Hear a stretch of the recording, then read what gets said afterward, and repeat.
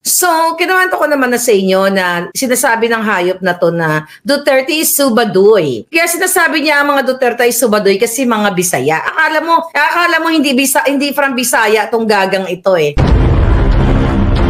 Taumbayan Pakinggan dito sa Boses ng Katotohanan.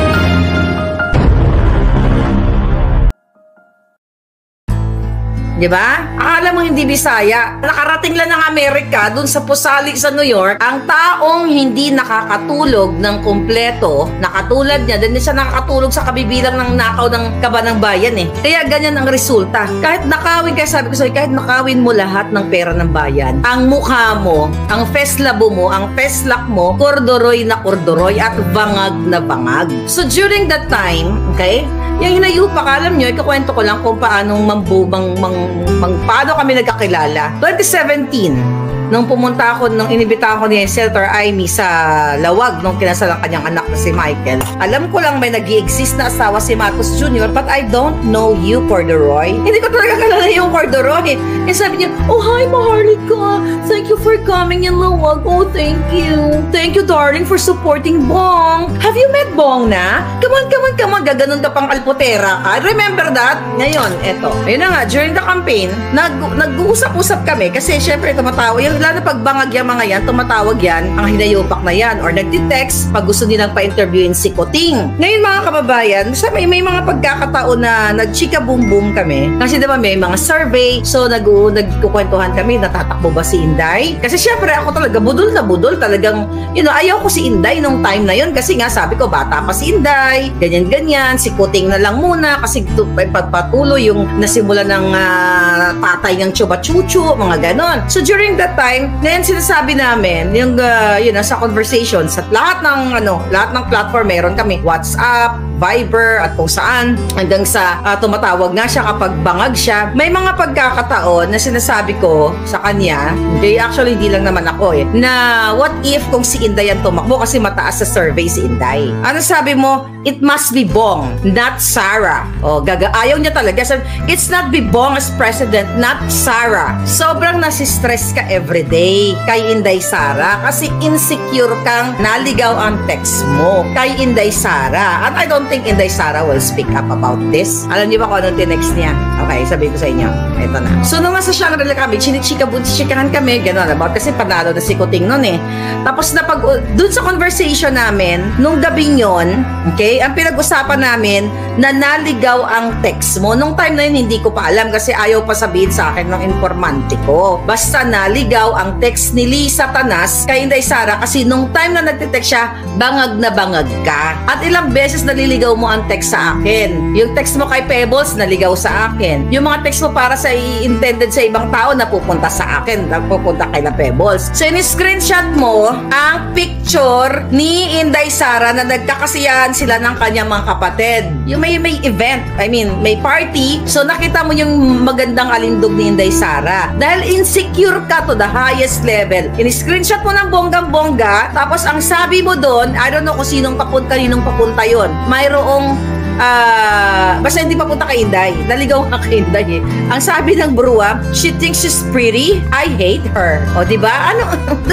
Yun na yun nanalo si Kuting. She thinks she's pretty, so may kachika bumbong na siguro na ni-screenshot na yung mukha ni Inday together with her siblings, with buena pamilya, at isisend niya dapat isisend niya dapat kay so naligaw po yun kay Inday. Diba kinuwento ko na sa inyo yon 2022 pa lang. Nung kinuwento ko sa inyo, hindi ko pa alam kung anong laman ng message. So finally, nalaman natin na yung pala, inggit na inggit siya sa beauty ni Inday. Nung April, nung sinita ko tong hinayupak na ito dahil doon sa ticket na supposedly dalawa yung ticket ko sa meeting di Avance kasi may nagpolitika. Then also, nung time na yon, syempre nagsumbong-sumbong ako sa kanya, okay? Na sinabi ko ngayon pa lang, sabi ko, napapaligiran na kayo ng ahas, nasa message yun di ba? Pinakita ko na ilang beses yun. Ang sinisi nga niya doon si Inday Sara, yung kampo ng mga Duterte. Lahat na lang si Inday. Si Inday Perme, yung pala insecure to the highest level, yung Lisa Tanas na ito, na nagsalita ngayon, teaser daw nila. Ang sabi niya, I was dun sa video ni Taerna. Okay, we'll talk about the video ni Taerna na may papalabas silang video interview. But pa-interview ka, ano ito? Damage control. Sabi niya, I was always kind to her. Bad shot na yan sa akin. Ano ka bangag? Sabi niya, I was always kind to her. Never ka naging kind kay Liz, kaya Sarah. Sabi niya, bad shot na yan sa akin. Sabi niya, for me, my husband will do everything to protect you. So, you run together. Sama-sama tayong babangon muli. Una, sabi mo, I was always kind to her. Si Glenn Chong, si Vic Rodriguez, napakabait sa inyo, gratis, libreng. Anong ginawa mo? Sinungaling ka, hindi ka mabait. Kung kaya mo ipakidnap ang minor de edad na tumatangis, umiiyak, na sumisigaw, na ang sabi ng bata, Mommy, don't leave me, don't leave me. Narinig ko kanina, mga palangga. Ano na, mamaya na yon. Sige. Ano sabi mo? I was always kind to her. Never ka naging kind. Sabi mo. For me, my husband will do everything to protect you. Hindi mo protektahan si Sarah. Nung sinira nyo, nagbayad kayo ng mga dugyot gamit ang pera ng bayan sa confidential fund na 125 million. Alam mo kung sino naapektuhan? Hindi si Inday Sara. Yung pondo na yon na dapat matanggap ng mga taga Davao, ng mga may sakit, na mga tinutulungan ni Inday Sara, na antala dahil sa kababuyan, nag-give up na si Inday Sara, di ba? O sige, wala nang confidential fund para masiyahan kayo. Pero ang panalo nyo sa loto, bilyon-bilyon na loan better, namamayagpag kang di punggol ka. Antayin pa ba natin, iparinig natin ang mga audio sa inyo kung paano tumatangis ang bata dahil pinadukot ni Lisa? Pero may tamang panahon dyan. Sabi pa niya, for me, my husband will do everything to protect you. You run together, sama-sama tayong babangon muli. Kayo lang ang bumangon kasama ang mga adiktos na pulboronic ninyong kasabwat. Kayo lang ang bumabangon. Sabi pa niya, pupunta ka sa rally, tapos tatawagin ng presidente mong bangag. Diba? You're going to laugh? Tama ba yon? Okay, let's talk about that. Unang-una, tatay niya yun. Wala kang karapatang pigilan si Sarah kung saang rally siya gustong pumunta. Pinapakita mo lang na diktador kang tatay niya yon. Wala kang karapatang pigilan siya kung humalakak siya, umiyak siya, tumalon siya. Bakit hindi ba bangag si Kuting? Masakit ba ang bangag na salita? O bakit hindi ka magpapulburon test? Kayong lahat. Bangag, masakit ang bangag. Yung pag-kidnap mo sa mga bata, mas masakit ang ginawa mo. Bakit ko inuulit-ulit ang pangalan mo? Para mailabas ka at makaray ka sa pinakataas-taasang hukom sa UN, sa HR. Kasi nandoon na ang ebidensyang, ano pa sabi nitong, even Lenny never did that. Tignan mo? Bakit si Lenny gusto mong i-divert yung kwento kay Lenny? Hindi natin papatulan si Lenny. Pero si Lenny tinawag kayong magnanakaw, lahat ng kasamaan itinawag sa inyo, bangag ka nga. Balikan mo ang mga video ni Lenny, lahat ng kawatla at ng mga pangit na salita ng mga dilawan, uhukayin nga, di ba? Ni Kiko ang si Marcos Sr. I was very emotional. I hope maiparinig ko sa inyo, but i-describe ko sa inyo. I think I'm allowed to describe, but not to play the video. Balikan natin na si Lisa ay naging mastermind ng pangingidnap sa mga minor de edad. Balikan ko po ang istorya. In 2022, siya ay nakipagsabwatan sa asawa ni Teddy Boy Locsin Jr. na si Louie. Nakipagsabwatan siya para i-push o baliin ang batas para maisakatuparan ni Lisa at ni Chua ang pangingidnap doon sa anak ni Chua dahil ang kustodiyan nasa nanay ng sa Turkey. That was January. Na-receive ko ang audio video ng mga bata na umiiyak, tumatangis. August 23, ito mga kababayan, August 23, 2022, nung pinadukot ni Lisa gamit ang kapangyarihan ng ate ni Kuting na kanilang inabuso. Doon sa conversation ni Bianca Zubel, niya na kinakausap na si Lisa, yung word na extraction, yun yung time na mga panahon na dudukutin nila ang dalawang bata. Doon sa 5-minute video na narinig ko, and I believe yung video na yun ay nasa UN na at saka nasa HR. Iiyak kayong lahat. Ang nanay, yung distressed mother, nasa police station ng Turkey.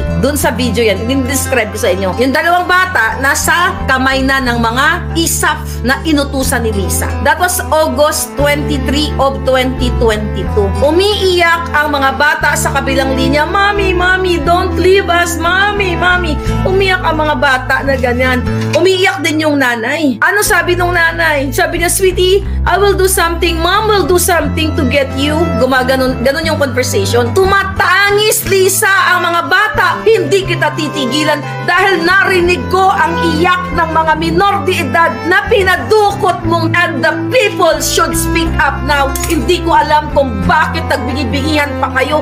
Kung marinig, hindi ko lang pwedeng iparinig sa inyo dahil hindi pa ako inaalaw. 5-minute video. Umiiyak ang mga bata during that time, 8-9 years old. Gaano kasakit sa isang magulang. Gaano kadimo ang tatay at si Lisa na naging magkasabwat sila. Umiiyak ang mga bata na, "Mami, Mami, kinukuha sila ng gobyerno ng Pilipinas." Alam mo yung kikidnapin ka, hahawakan ka ng mga military, 8-9 years old. Imagine, i-feel ninyo, masarap bang dudukutin ang 8-9 years old mong anak ng stranger? Gamit ni Lisa ang kapangyarihan ng gobyerno. Pinadukot ni Lisa ang mga bata. Umiiyak, magkabilang linya ng telepono, umiiyak habang ang nanay ay nasa police station ng Turkey na pinagpupirma siya, tapos pinakat na yung line, pinaputol na dun sa kabila, at yung nanay kailangan kasi in the middle of interrogation siya. Gaano kasakit sa magulang. Papakulong ka lang. Ngayon, meron kang immunity kaya malakas ang loob mo. Darating ang panahon, kakarayin ka.